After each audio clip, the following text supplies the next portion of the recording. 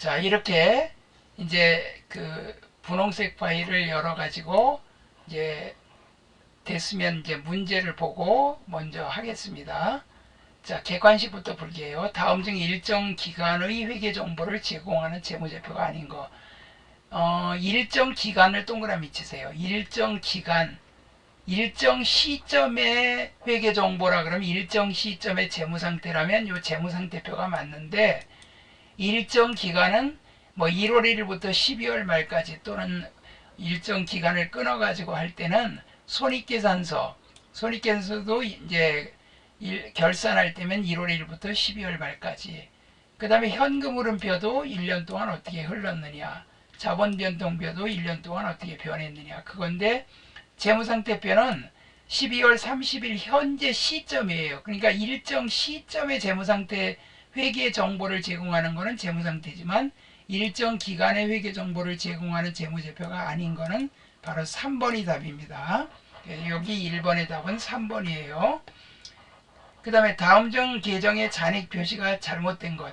자, 차신혜하고 대신혜 식구 중에 증가되는 쪽에 잔액이 있죠. 차신혜 식구 중에 증가되는 거.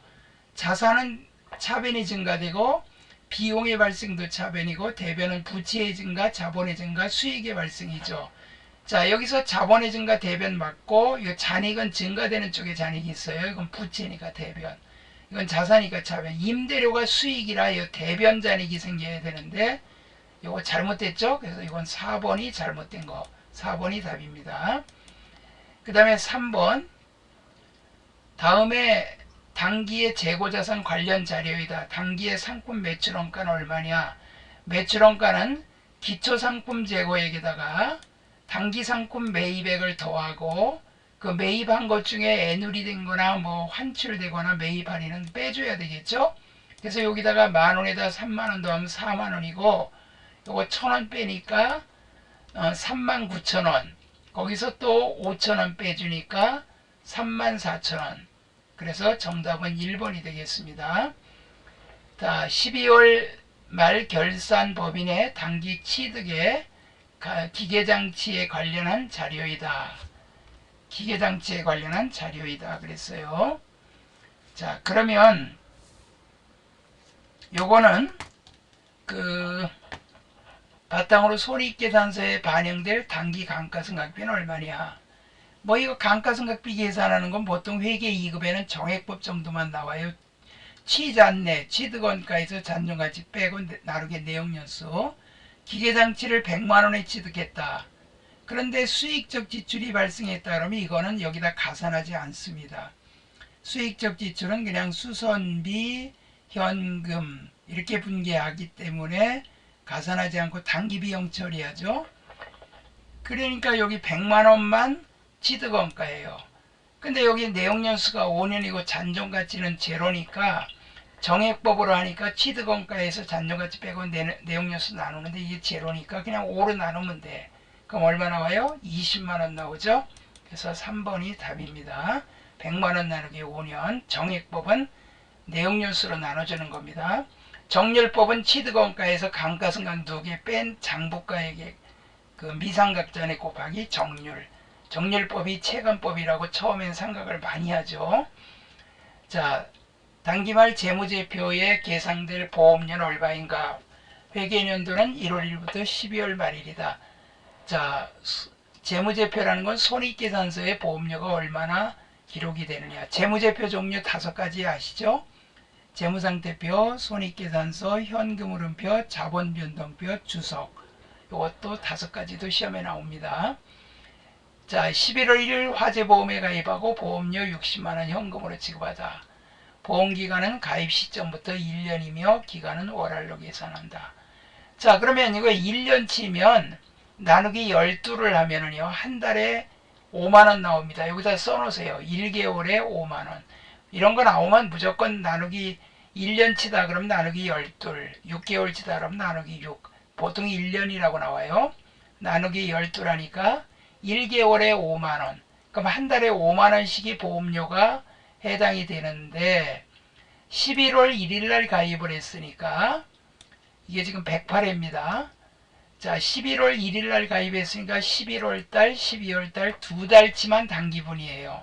나머지 10개월치는 내년 거란 말이에요. 그러니까 단기에 재무제표에 계상될 보험료는 단기 손익계산서에 들어갈 보험료는 얼마냐 이 말이니까 두 달치 요거 12달 나눈 거 한 달에 5만원씩이니까 10만원. 2번이 답이죠. 다음 중 재무상태표에 표시되는 매입채무계정에 해당하는 것만 짝지어진 거. 매입채무는 외상매입금과 지급보험이죠. 요 외상매출금과 받으러 오면 매출채권. 요거는 매입채무. 정답은 4번. 이런 건 기타, 요건 기타 채권, 미수금은 기타 채권, 이건 기타 채무인데, 뭐 기타 채권은 뭐 대순충당금 설정도 하기는 해요. 대순충당금 설정하는 거는요, 채권만 합니다. 요거에 대한 대순충당금은 판매비와 일반관리비고, 미수금이나 대여금에 대한 대손충당금 설정할 때 나오는 그 대손상각비는 기타의 대손상각비라고 영업의 비용입니다. 여기 정답은 4번이에요. 계정과목 분류가 올바른 것은 유동자산, 차량하고 틀렸죠? 이거 비유동자산이죠? 비유동자산 틀렸죠? 당좌예금은 유동자산입니다. 요게 이쪽으로 가야 맞는데 유동부채 단기차입금 요게 맞네요. 3번이 답이네요. 비유동부채 선수수익도 유동부채예요. 비유동부채는 사채나 장기차입금 그런 것들이죠. 정답은 3번. 여러분들 회계이급 이론은요 굉장히 쉬우니까 한 5분 동안 그냥 문제 상당히 많이 풀 수 있어요. 다음 중 현금이 현금성 자산에 포함되지 않는 거. 이거는 무조건 3개월 이내면 현금이 현금성 자산이에요. 통화와 통화대용증권 뭐 이런 것들. 우편안증서 통화대용증권 맞죠? 배당금 통지서 맞고 자기합수표도 맞는데 당좌차월은 요거는 부채입니다.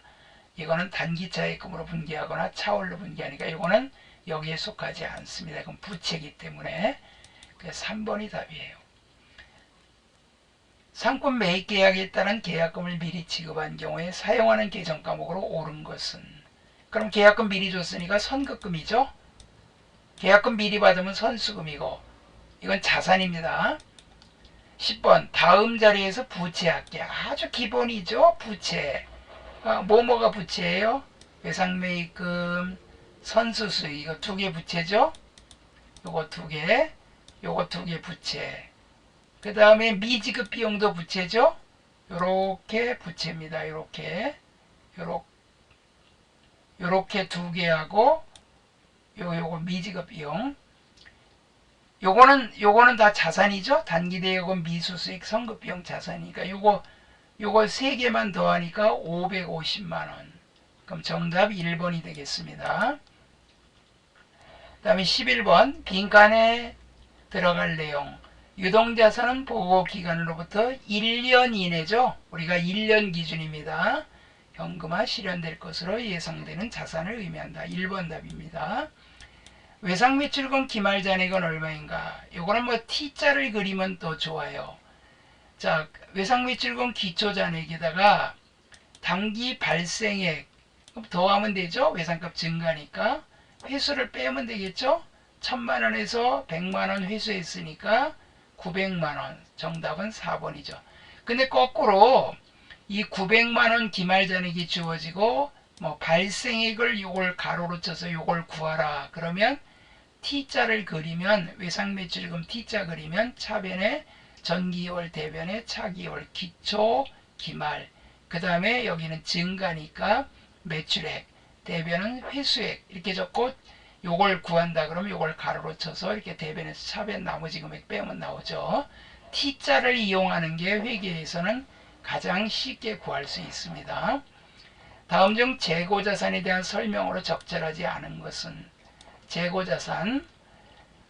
재고자산은 정상적인 영업과정에서 판매를 위하여 보유하고 있거나 생산과정에 있는 자산 및 생산 또는 서비스 제공 과정에 투입될 원재료나 소모품의 형태로 존재하는 거다. 자, 그 다음에 두 번째 재고자산의 취득원가는 취득과 직접적으로 관련되어 있으며 취득원가는 또 정상적으로 발생한 기타 원가를 말한다. 선입선출법은 먼저 구입한 상품이 먼저 판매된다는 가정하에 매출원가 기말재고 구하는 만 맞고요. 개별법은 상호 교환될 수 있는 재고자산의 항목인 경우에만 사용한다. 상호 교환될 수 있다. 요거의 설명을 한번 보여드릴게요. 자, 여기에 요게 지금 이론 설명이라 조금 여러분들한테 부담이 되죠. 자, 여기에 보면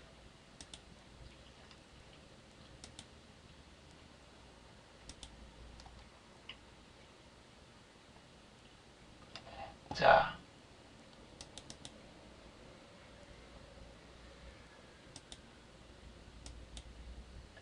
여기에 보면 개별법은 통상적으로 상호 교환할 수 없는 재고자산의 항목이니까 개별법이라는 건요, 교환될 수 있는 재고자산인 경우는 물건이 똑같은 게 여러 개가 있다는 얘기예요. 여러 개가 있으니까 그거는 똑같은 물건이 여러 개니까 선입선출법, 후입선출법, 이동평균법, 총평균법을 사용하지만 개별법은 좀 특별해요. 예를 들면 이제 다이아몬드 반지가 있다. 그럼 그 다이아몬드 반지가 1캐럿짜리인데 모양이 이렇게 달라요. 다른 다이아몬드 반지하고. 그러면 이거는 개별이야. 이거를 뭐 똑같은 다이아몬드 반지 이렇게 그런 게 있을 수가 없죠. 왜냐하면 모양을 다 다르게 만드니까. 그래서 개별법은 교환될 수 없는, 좀 쉽게 말하면 개별적으로 구분이 가능한 거. 그러니까 특별한 것들. 완전히 그 각자 노는 거야. 각자 그런 경우에만 개별법을 적용하지, 교환될 수 있는 재고자산은 똑같은 물건들이 여러 개 있는 거에는 개별법을 적용하지 않습니다. 그래서 4번이 답이에요. 자, 그 다음에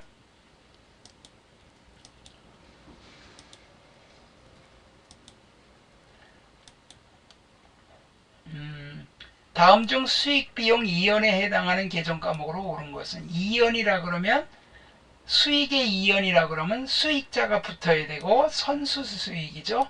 미리 받은 거. 내년으로 넘어가는 선수 수익이라 이 말이에요. 선수 수익. 그러니까 내년 수익을 미리 받았으니까 내년으로 넘긴다. 2연은 넘긴다 이거예요. 연도로 2월 시킨다. 그러면 이렇게 다음 달로 넘기고, 2연 하면 다음 해로 넘긴다 이 뜻이에요. 다음 중 기말 재고자산을 과대평가했을 때 나타나는 현상. 요거는 T자를 그리시면 편해요. 상품이란 T자를 딱 그리면 대변에 그 차변의 기초상품, 그 다음에 순매입액, 대변의 기말상품. 기초 플러스 순매입액 마이너스 기말은 매출원가니까 상품 대변에 매출원가와 기말재고가 적어요. 기말재고를 적습니다. 그런데 기말재고자산을 과대평가했다는 것은 대변에 있는 매출원가와 기말재고자산이 두 개가 있는데, 기말재고자산을 과대평가하면 이거 액수를 늘리면 매출원가는 상대적으로 줄어들겠죠. 그러니까 매출원가는 과소계상이 맞아요. 그리고 매출원가가 과소계상되니까 원가가 싸지니까 이익이, 당기순이익이 과대계상이 되겠죠. 그래서 이건 2번이 답이 되겠습니다. 2번. 그러니까 기말재고를 과대계상하면 기말재고를 올리면 이 상품 계정 T자에서 대변의 매출원가가 기말인데, 기말을 올리면 이거 부피를 늘리면 매출원가는 작아지겠죠. 그러면 매출원가 작아지니까 매출원가 과소계상이고, 매출원가가 작아지니까 똑같은 매출액에서 매출원가 뺄 때 적은 금액을 빼니까 이익은 과대계상이 되겠죠. 그래서 2번이 답이 됩니다. 자, 이론을 여기까지 했고요. 자, 그 다음에 이제 실기를 이제 해보죠. 자, 실기는 이제 하는데, 여기 제일 먼저 사업자 등록증을 보고 회사 등록을 고치는 겁니다. 요거는 전형적인 회계 2급 시험 문제입니다. 그 회계 1급에 딱 한두 번 나온 적이 있어요. 자, 여기 지우상사 맞는데 요 회계 연도는 다 올해로 돼 있으니까 이건 볼 거 없고요. 사업자 등록번호가 맞는가 보세요. 이게 틀리면 빨간색으로도 나타나고 또 이렇게 빨간색이 아니더라도 번호를 틀리게 입력할 수도 있어요. 자, 20 이거 맞죠? 맞아요. 그 다음에 대표자가 한세무, 나는 고세무인데 한세무로 되어 있네.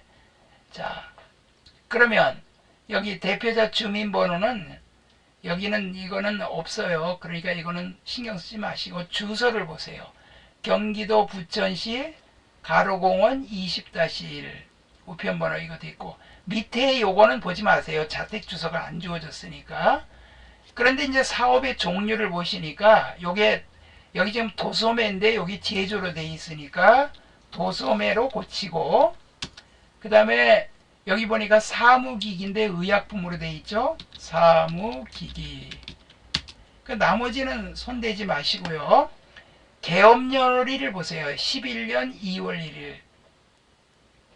11년 2월 1일 맞습니다. 그리고 제일 중요한 게 여기 부천 세무서장이에요. 근데 여기 세무서 보니까 이게 제일 중요합니다. 여기서 핵심이 이 사업자 등록번호하고 주소하고 업태 종목 그리고 개업연월일, 그 다음에 그 뭐 대표자는 거의 뭐 그렇고 제일 중요한 게 이 세무서 코드예요. 세무서가 잘못되면 안 되겠죠.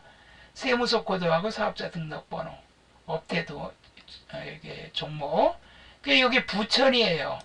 그럼 요거 금정이 아니라 여기다가 요걸 풍선을 누르고 부천. 그러면 부천 세무서가 이렇게 뜹니다. 요거는 주소지는 보실 거 없고요. 지방소득세는 요 집주소에 이렇게 되어 있습니다. 자, 이렇게 해서 이제 요게 끝난 거예요. 그래서 이거는 그냥 이렇게 틀린 것만 고치면 되고, 그 다음에 문제 2번은 전기분 손익계산서예요. 자, 이걸 보고 이거하고 맞춰야 돼요. 자, 맞추는데 보니까 매출액을 비교해 보세요. 125, 500 맞아요. 매출원가 88800 맞아요. 기말재고 250인데 이게 이제 시험 문제가 이렇게 나올 수도 있어요. 기말재고가 250이 아니라 요게 지금 300으로 되어 있는 경우가 있어요. 기말재고가 300으로 되어 있다. 그러면 여기 이걸 300으로 고쳐야 되거든요. 근데 못 고쳐요, 여기서. 그럼 어디서 고치느냐? 전기분 재무상태표에 가서 요것만 함정이 될 수 있어요. 여기 상품, 이 재무상태표의 상품에서 이게 만약에 여기 300으로 되어 있다면 여기 재무상태표를 열어서 여기서 300을 여기다 찍어야 됩니다. 그래야 여기에 자동으로 300으로 들어갑니다. 만약에 요 기말재고가 250이 아니고 요거하고 틀리게 나왔다면, 요 틀리게 나오고 매출원가가 다르다면 재무상태표에서 고쳐준다. 재고자산은. 그래서 말원손잉제 그렇게 합니다. 기말재고 먼저 입력하고 손익계산서. 근데 원가명세서는 이제 회계 1급에서 배우니까 손익계산서, 그 다음에 재무상태표 이렇게 고치면 돼요.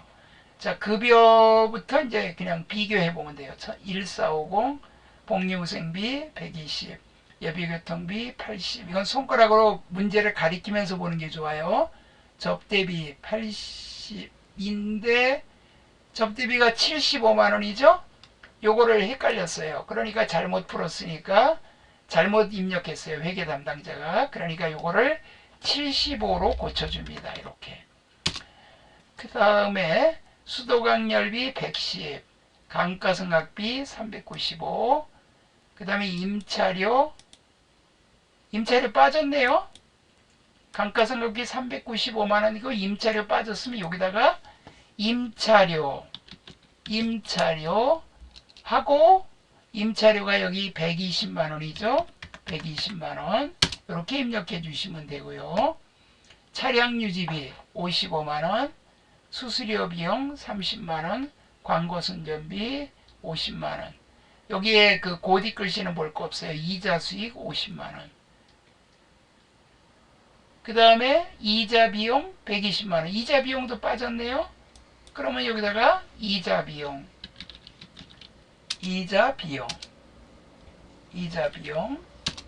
자, 이자 비용이 120만원. 근데 여기 이제 소득세가 제로로 나와 있죠. 소득세는 여기 있으면 들어가야 됩니다. 만약에 소득세가 여기 제로가 아니고 있다면 소득 이렇게 하고 소득세하고 입력해 줘야 돼요. 고딕 글씨로 되어 있는 것 중에 들어가는 게 소득세나 법인세 같은 건 들어가야 됩니다. 요거는 이제 삭제를 해버리겠습니다. 요거는 숫자 안 쓰면 안 나타나니까 이거 됐어요.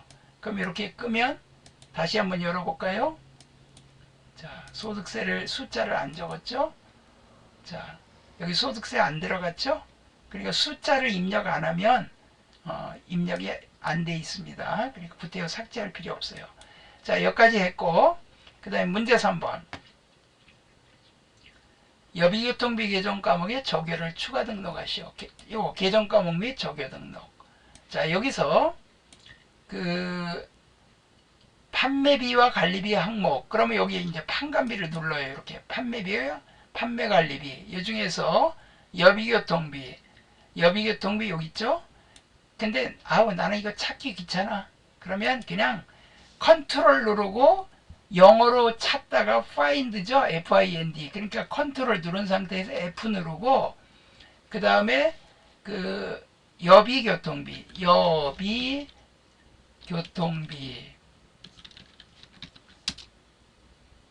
그러면 여기에 지금 500번대 여비교통비가 원래 회계 1급에 가서 배워요. 요 제조원가.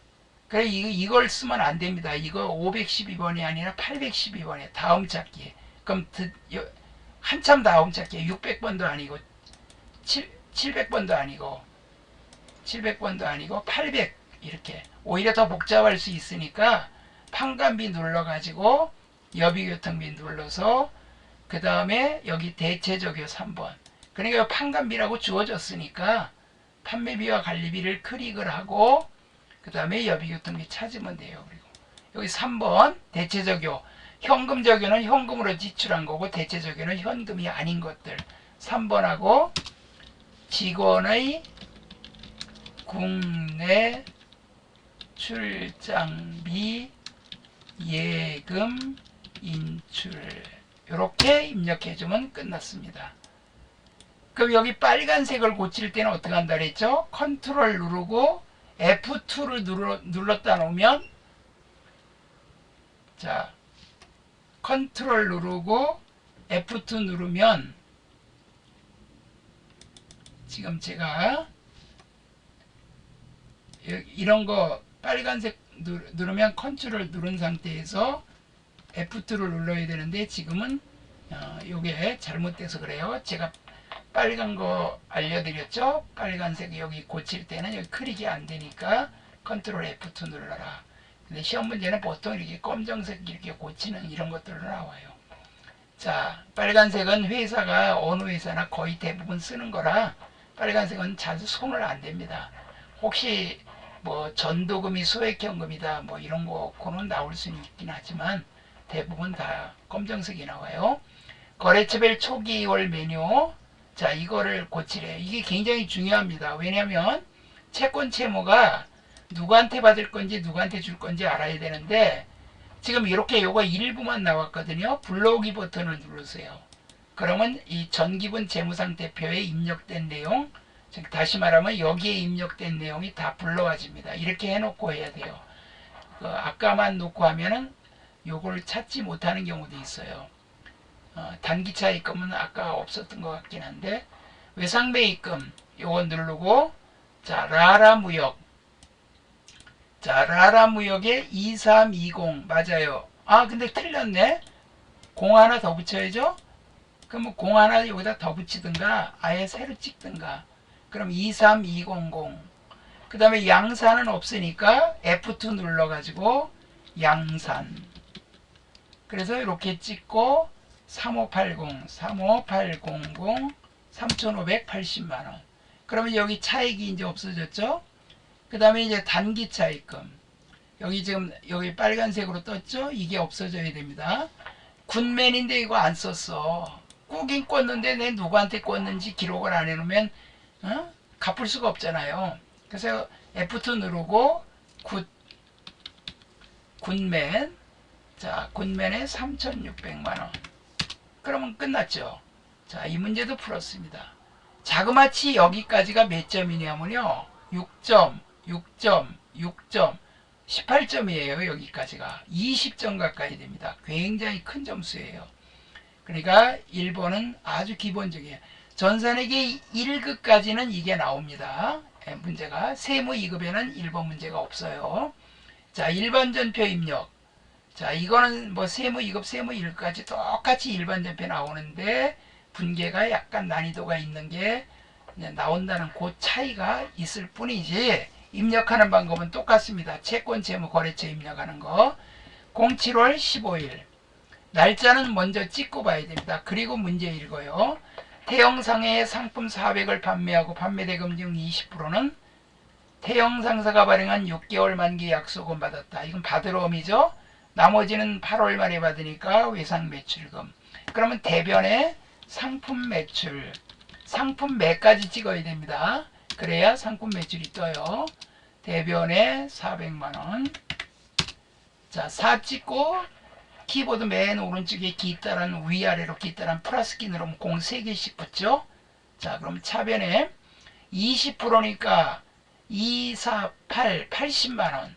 80만원은 어음으로 받았대요. 그럼 110번 받으럼. 자, 거래처는 태영상사.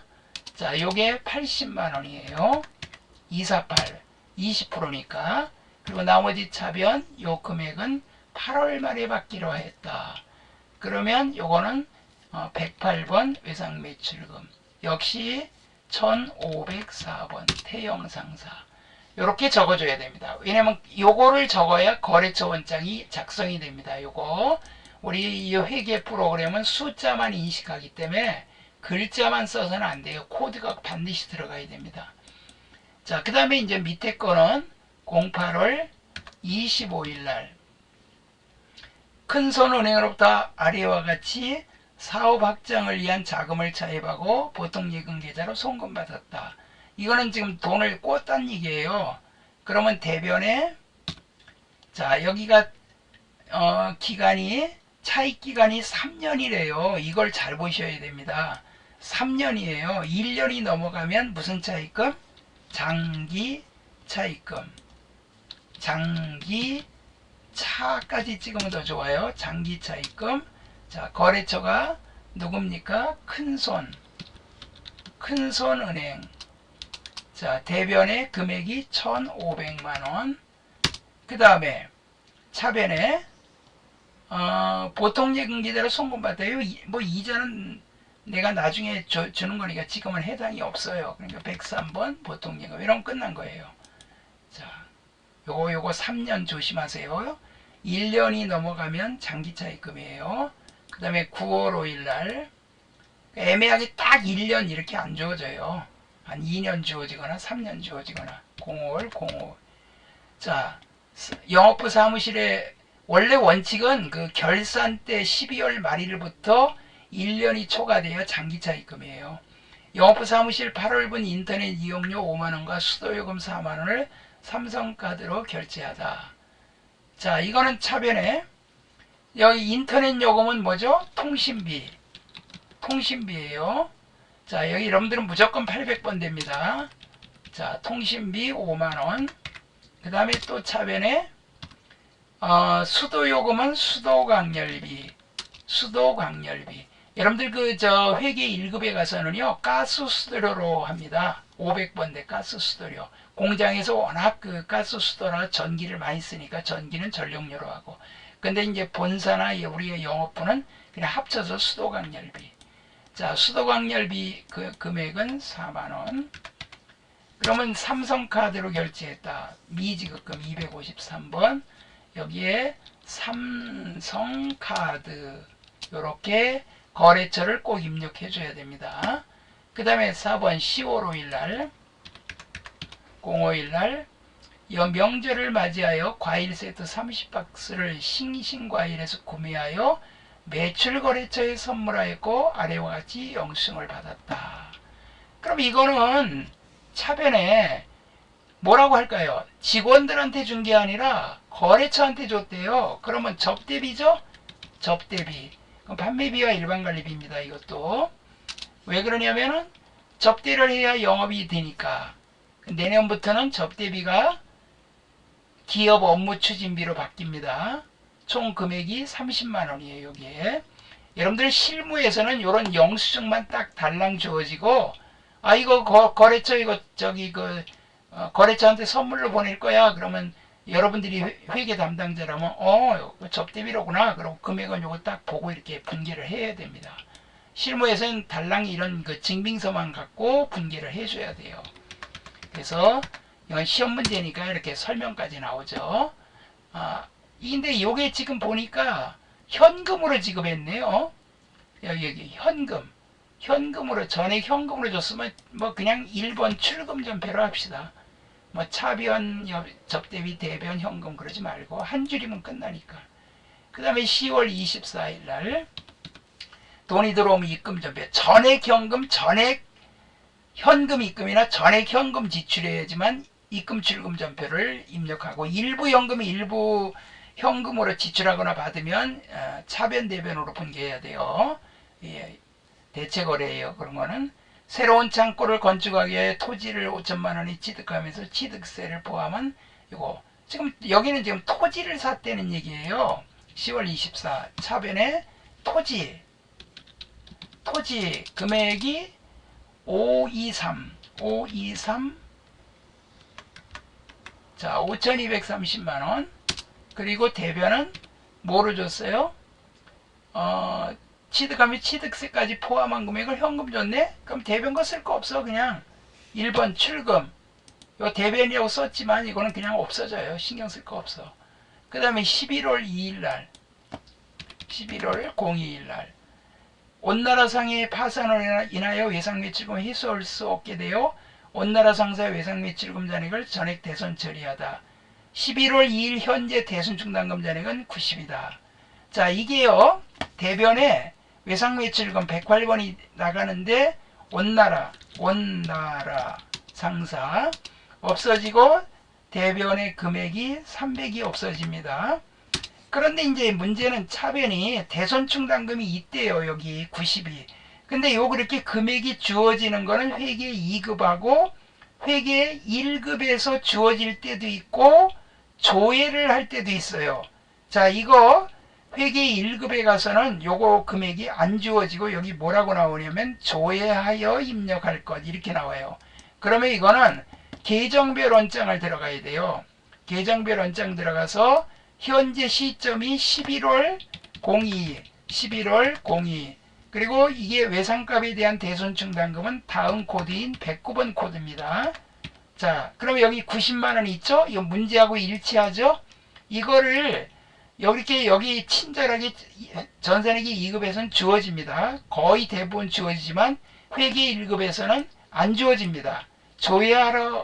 조회해서 할 것. 그러면 여러분들 계정별 원장 들어가서 현재 날짜로 109번 이렇게 조회를 해야 됩니다.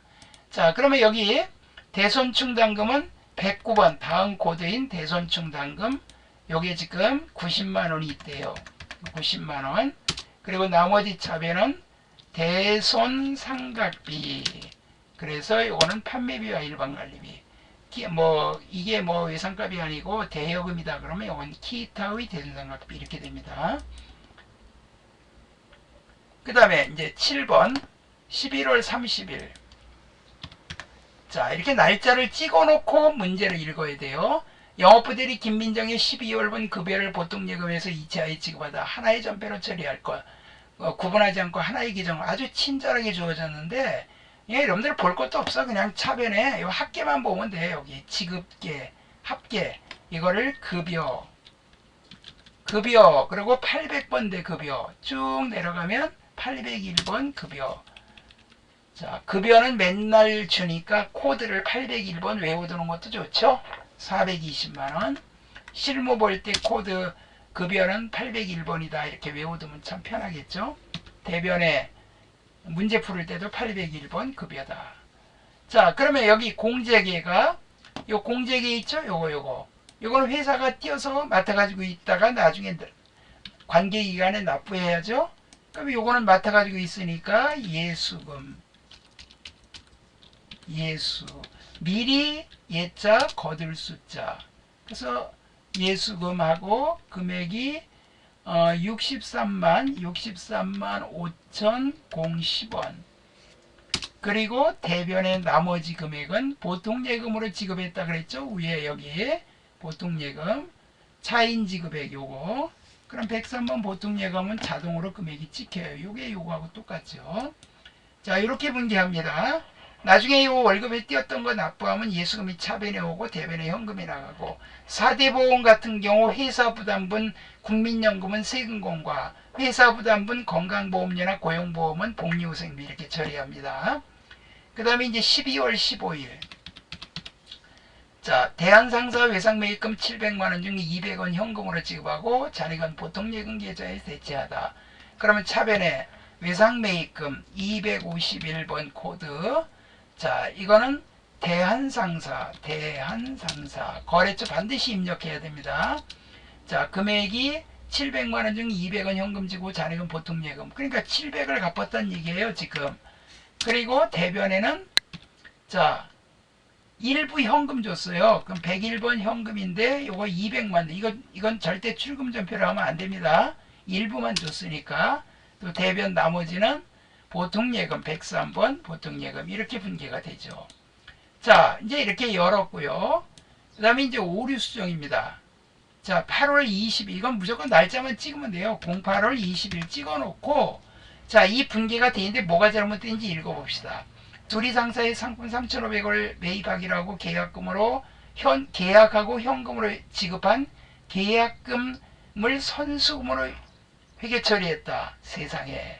내가 계약금을 줬는데 이거를 내가 계약금 받은 걸로 처리해서 완전히 바뀌어버렸지?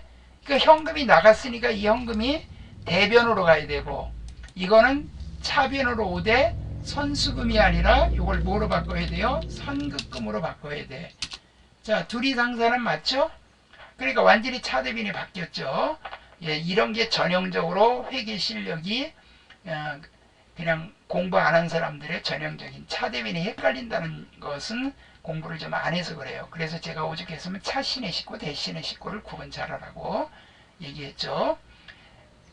대변에 현금 주고 차변에 선급금. 계약하고 현금으로 지급한 거였어요. 그 다음에 이제 여기는 9월 16일. 09월 16일. 자, 이 분기가 뭐가 잘못된지 읽어봅시다.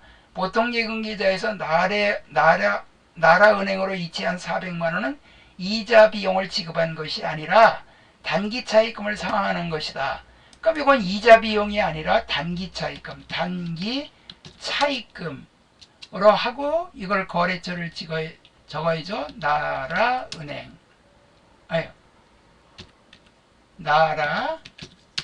나라은행. 자, 단기 차입금 상환 요거는 맞게 돼 있죠. 대변에 보통예금. 자, 됐어요. 다 했어요. 여기까지. 그 다음에 문제 6번 결산정리사. 자, 여기 말대감만 찾으라 그랬죠. 말대감. 자, 요거는 그 분기하는 거. 여기 감가상각이 있네요. 기말재고 있네요. 말대감할 때 감. 그럼 요 결산정리상 요거 열어가지고 1월부터 01월부터 12월까지 딱 열어서 그냥 확인 누르시면 돼요. 그러면 요게 딱 뜨거든요.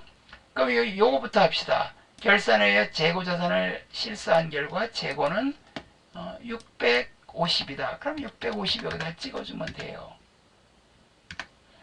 그 다음에 감가상각. 영업부 비품에 대한 감가상각. 여기 감가상각 있죠? 여러분들 여기 판관비밖에 없으니까 감가상각 한 군데밖에 없어요. 비품에 대한 감가상각비. 회계 1급에 가면 위에 그 경비하고 요거하고 구분해야 돼요. 두 군데 있으니까 나눠서 입력해야 돼요. 여기 영업부 비품에 대한 거 170만원 됐고. 자, 그럼 끝났어요. 이 두 개, 요게 자동 결산입니다. 말대감. 태법인데 퇴직급여하고 법인세는 회계 1급에서 추가되는 것 뿐이에요. 똑같아요, 이거하고. 그럼 여기 전표 추가 버튼 누르고 추가하시겠습니까? 예. 그럼 이거 이제 꺼요. 요거 됐으면 됐고. 그리고 이제 일반 전표로 들어가요. 자, 12월 31일. 자, 이렇게 결차 결대가 나와야 돼요.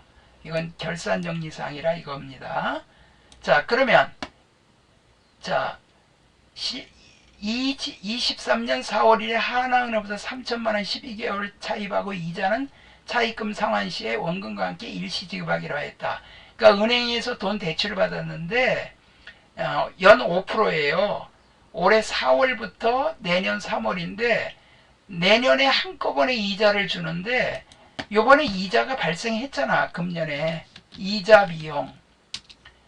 비용이 발생했어요. 얼마가 발생했느냐, 연 5%니까 3천만원에 5% 곱해요. 여기다 곱해갖고 12달로 나누면 한 달치가 나오죠. 자 보세요. 5, 3, 15 하니까 공두개 자르고 15 하니까 150만원 나오죠. 150만원을 12개월로 나눠보세요. 얼마 나오는가. 150만원을 12만 5천원 나오네요. 한 달에. 자 5%니까 요거 공두개 이렇게 자르고 5, 3, 15 곱하면 나오잖아요. 150만원 나오는데 12달이니까 여기다 쓰세요. 1개월에 12만 5천원, 한 달에 12만 5천원. 그러니까 여러분들 은행에서 대출 받으면 연 5%면 계산할 수 있잖아요. 아, 한 달에 우리가 12만 5천원씩 주는구나. 그런데 금년에 4월 1일 날 꿨어요. 근데 이게 내년 3월까지야. 그러면 금년의 이자에 속하는 건 여기다 이자 비용이라고 계상을 해줘야 돼요. 그래야 이자 비용이란 비용을 해줘야 당기순이익이 어떻게 돼? 적게 나오잖아요. 당기순이익이 적게 나와야 세금 적게 내잖아.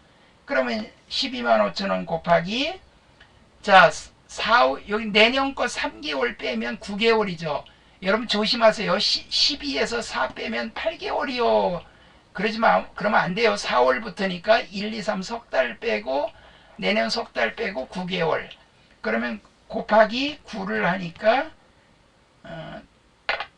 112만 5천원. 그래서 112만 5천원. 요게 당기분이자예요. 총 150만원 중에 대변의 미지급 비용.